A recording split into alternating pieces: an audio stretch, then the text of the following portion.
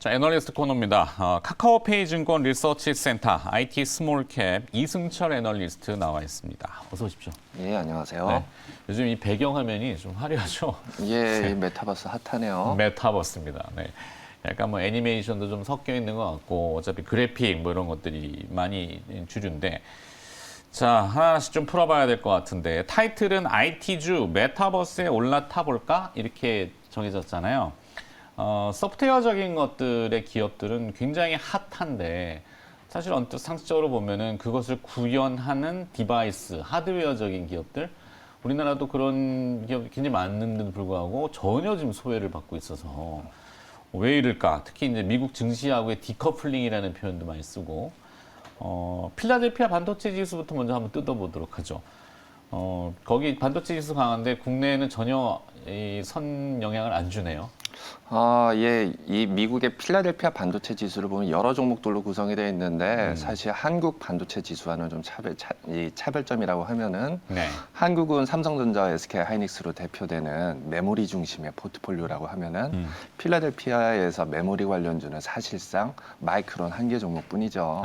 인텔이든 AMD든 엔비디어든 뭐 올해 계속 핫했던 비메모리 쇼티지 관련주다 보니까 아무래도 좀 이런 부분에서 차이가 나지 않았나라고 보고 있습니다. 네.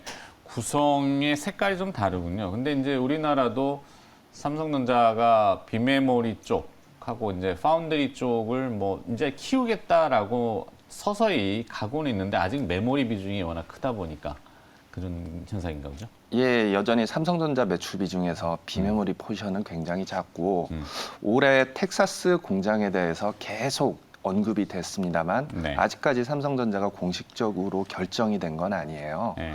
그런 부분에 대한 투자자들의 불안감이 뭐 양 국가 간 반도체 대표주들의 주가 차이로 이어지지 않았나라고 보고 있습니다. 네. 자, 삼성과 SK 하이닉스가 이제 미국이 요구하는 뭐 요구하면 다 줘야 되나 이렇게 또 표현들도 하던데 반도체 정보에 대한 민감한 정보들 제공을 요구했는데 제공을 일부 했죠. 예, 이미 뭐 어느 정도까지 오픈을 했는지는 모르겠지만 제공을 했다라고 알고 있고요. 네. 사실 미국의 요구로는 앞으로도 계속 비슷한 형태의 요구가 이어지지 않을까라고 봐야 되지 않을까. 결국엔 중국을 찾아보려고 하는 거 아니겠어요? 중국 어디하고 거래하는지. 예, 결국에는 배후에는 그런 의도가 있다라고 보이고요. 사실 올해 6월에 바이든 대통령에게 미국의 서플라이 체인 보고서가 올라간 적이 있죠. 그렇죠. 올해 2월에 바이든 대통령이 뭐 노동법 관련 서명을 한 부분이 있는데 거기에 대한 후속 보고로 뭐 대통령께 뭐 미국의 경쟁력이 어느 정도인가를 설명하는 내용인데요. 그 보고서 서문을 보시면은 내년 2월에 서명 1주년을 맞아서 다시 한번 보고를 올리겠습니다라는 말이 있어요. 네. 얘긴즉슨 내년 2월이 되면은 미국이 어느 방향으로 나아가는가 구체적인 액션을 담을 걸로 보이는데 사실 그러면은 한국과 같은 이 우방국에게는 선택을 강요하겠죠. 미국 편이냐 아니면 중국 편이냐. 사실 그러면은 대답은 정해져 있다라고 보이거든요. 네. 그래서 삼성전자나 SK 하이닉스도 그런 양자택일의 기로에서는 선택은 어쩔 수 없이 미국 쪽으로 쏠리지 않을까라고 판단을 하고 있습니다. 그렇죠. 어느 쪽인가는 선택을 해야 되는 상황이 됐는데 이게 칼자루가 우리한테 있는 것이 아닌 것 같아가지고 그죠? 자, 미국은 말씀하신 대로 그 서플라이 체인 공급망 이슈, 특히 이제 차량용 반도체의 쇼티지 이것 때문에 이제 그 점검 차원이다라고 하지만 속내를 곱씹어 보면은 결국에는 중국을 향한 뭔가의 정보를 원하는 것 같다라는 게 이제 합리적 추론이죠. 예, 그렇죠. 네, 표면적으로는 아니야라고 하지만 네. 중국에서는 때마침 왜 하필 요때 요소수가 물론 중국도 표면적으로는 석탄 수급이 불균형하니까 특정 국가를 지칭하는 건 아니더라도 우리가 지금 어려움을 겪잖아요. 예, 그렇죠. 사실 석탄 수급의 표면적인 원인은 호주였다고는 하지만 그렇죠. 호주는 미국의 우방국이거든요. 뭐 요소수 부족이 일어난 한국도 하필이면 미국의 우방이고요. 그래서 이런 최근의 쇼티지 사태 이면에는 굉장히 복잡한 정치적인 셈법이 있지 않나라고 보고 있습니다. 이 반도체와 요소수 때문에 전혀 관계도 없을 것 같은데 하여튼 그런 구도고 그건 뭐 어쩔 수 없는 내용이다 하고 치고 메타버스 관련주 아까 독주하고 있다라고 했잖아요. 반도체주도 사실 메타버스 상승세에 좀 편승해도 누가 뭐라 할 사람은 없는 것 같은데 소프트웨어와 디바이스는 결합을 해야 되니까 그죠? 근데 전혀 안 되네 또 이것도. 뭐 일단은 미국에서는 이미 반응을 시작했습니다. 네. AMD와 엔비디아가 엔비디아. 메타버스 관련주로 퀄컴. 분류되기 시작했고 퀄컴도 마찬가지고요. 사실 하드웨어의 소프트웨어의 컨텐츠 결합은 뭐 필수적인 게 예전에 3D TV를 생각을 해보시면은 아바타라는 걸출한 컨텐츠의 등장으로 굉장히 핫했던 시절이 있었어요. 아, 최근에 3D로 메타버스처럼. 이제 영상을 내보내지만 특수 안경을 껴야 되는. 예, 안경의 기술이 네. 그렇게 컨텐츠를 뒷받침해줄 만큼 발전하지도 못했고, 네. 뭐 하드웨어가 부진하다 보니까 그에 걸맞는 또 컨텐츠가 또 선보이지 못하는 악순환이 이어지면서 지금 아무도 3D TV를 얘기를 안 하거든요. 네. 그래서 메타버스가 발전을 하기 위해서는 컨텐츠뿐만이 아니라 하드웨어의 발전 역시 필수적이다. 그럼 사실 대표적인 메타버스 기술이라고 하면은 뭐 VR, AR 이런 부분을 들 수 XR 까지. 있는데 사실 그런데 필요한 기술들이 있습니다. 디스플레이. 예, 이를테면 초고해상도 디스플레이라든가 뭐 초고해상도 디스플레이를 구동하기 위해서는 굉장히 강력한 컴퓨팅 디바이스가 필요하거든요. 네. 그 역시도 하드웨어고 사실 또 공간 인식을 위한 카메라 기술도 들어가고 데이터 전송을 위해서는 엄청나게 빠른 통신 속도 뭐 그런 것들이 다 발전하고 결합이 되어야 된다는 말이죠. 그럼 지금 주식적으로는 일시적으로 컨텐츠 쪽으로 많이 쏠려 있지만 네, 쉬우니까 하드웨어 아무래도. 쪽으로 그런 부분이 다시 돌아오지 않을까라고 기대를 하고 있습니다. 그렇죠. 분명히 올 텐데 이게 언제 오느냐의 문제일 거고 그러면은 삼성 디스플레이하고 애플 간의 장기 공급 계약이 종료가 됐다고요? 그럼 경쟁 시대로 접어들게 됩니까? 관련해서 눈여겨볼 만한 기업은 또 뭐가 있고? 예, 삼성 디스플레이가 5년 전에 애플을 위한 전용 라인을 건설을 했죠. 네. 사실 정확한 계약서 내용까지는 모르겠습니다. 기밀이니까. 올해 그 독점 계약이 종료되는 걸로 알려져 있습니다. 네. 그동안에 애플은 미니멈 구매 물량을 맞추지 못해서 삼성 디스플레이에 페널티 벌금을 물어냈죠. 사실 글로벌리 그런 사례가 없어요.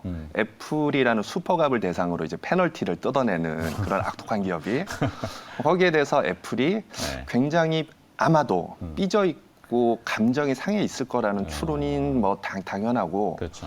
때마침 중국의 BOE가 올해도 수율도 올라오고 가격적인 면에서 애플이나 기타 하드웨어 업체들에게 굉장한 삼성 디스플레이 대비 메리트를 주려고 하고 있거든요. 네. 그러면 내년에 대해서는 삼성 디스플레이보다는 애플이 BOE 쪽으로 구매를 늘린다라고 보는 게 맞지 않겠느냐.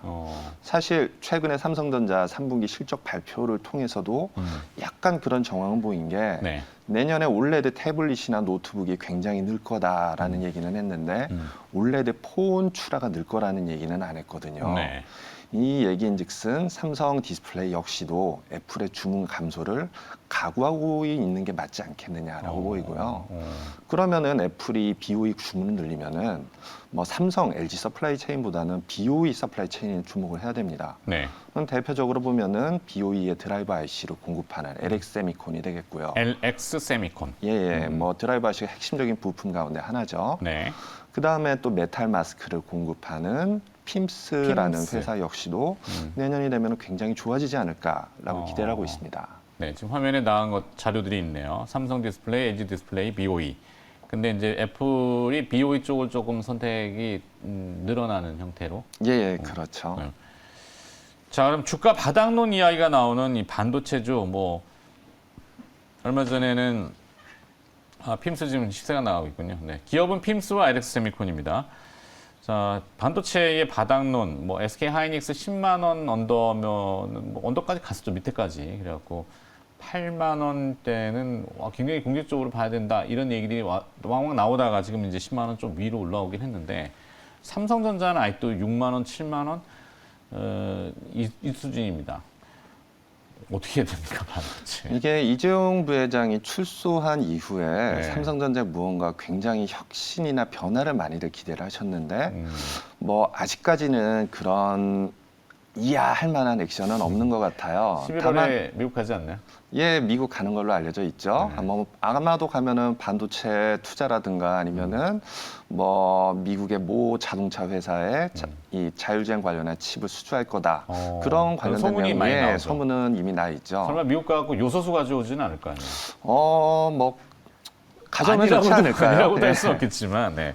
근데 요소수가 목적은 아니니까. 삼성전자 변화에 대해서는 얼마 전에 뉴스를 통해서 저는 힌트를 얻은 게 뭐 이재용 부회장과 홍라희 여사님이 이건희 회장 서거 1주년을 맞이해서 행사를 그렇죠. 방문했어요. 네, NFT. 예, 그래서 디지털 반야심경을 선물했거든요. 디지털. 하면서 메타버스. 메타버스에 관련된 언급을 했거든요. 그렇죠. 그건 사실 과거를 돌이켜 보면 삼성전자가 갤럭시 S7을 출시를 할 때 요새 핫한 뭐 이름은 메타로 바뀌었죠. 네, 페이스북. 예, 페이스북과 협업을 해서 VR 기기를 사은품으로 증정한 적이 있거든요. 삼전 내부에서도 메타버스 관련한 프로젝트들은 그런 식으로 진행하고 있어요. 네. 그러면은 기업의 오너가 그쪽을 뭐 대외 오큘러스인가요? 활동을 통해서 오큘러스와 협업을 한 갤럭시 기어로 지금 기억을 하고 있어요. 아, 과거에 예. 한번 협업을 했었기 때문에 예. 지금 페이스북도 메타 플랫폼스라는 사명을 바꾸면서 메타버스로 전향을 많이 하잖아요. 예, 그랬죠. 그러면 오큘러스 이 헤드기어를 아무래도 좀 뭔가 하겠고 삼성하고 좀 좋은 예, 삼성에서 그러한 보면은 일찌감치 R&D를 했던 이력도 있고 오너 일가가 신이 그렇게 대외 활동을 통해서 메타버스 관련된 액션을 했다라고 하는 거는 네. 아마도 내년 CES에서 선보이는 그런 테마들은 그런 관련된 제품 혹은 네. 기술 중심으로 진행을 하지 않을까. 어. 그러면은 뭐 컨텐츠적으로 지나치게 쏠렸던 그런 매기들이 하드웨어로 돌아오는 그런 계기가 될 걸로 보고 있습니다. 그래서 기업이 자 1분 남았습니다. 예. 그러면 아까 말씀드렸던 뭐 고속구동이라든가 그런 부분 당연히 필요하고요. 그렇죠. 뭐 DDR5 써야죠. DDR5 관련주들 여러 가지 뜰 것이고 그렇다고 하면 뭐 아비코전자 같은 회사가 대표적인 사례가 될 거고요. 네. 그다음에 초고해상도 디스플레이, 뭐 그 초고해상도 디스플레이를 고속으로 리프레시해야 되는데 네. 그러면 우주일렉과 같은 커넥터 회사들이 뭐 고사양 커넥터를 팔 수 있는 계기가 될 수 있죠. 그래서 그런 쪽으로 아이디어를 계속 확장시켜가면 어떨까라고 판단하고 있습니다. 네. 일단은 아이디어입니다. 네. 어차피 이런 소프트웨어적인 것들이 디바이스 하드웨어적으로 연결이 반면이 될 거고 내년도가 좀 그 시점이 되지 않겠나 미리미리 좀 준비하는 차원에서 예, 그렇죠. 관련 기업들을 계속 서치하고 공부하고 준비해놔야 되겠네요. 예, 알겠습니다. 오늘 아비코전자와 우주일렉트로를 듣기 위해서 쭉 서론을 풀어봤습니다. 자, IT주 메타버스에 올라타 볼까? 이런 주제로 얘기 나눠봤고요. 카카오페이증권 리서치센터 IT 스몰캡 이승철 애널리스트였습니다. 고맙습니다. 예, 감사합니다.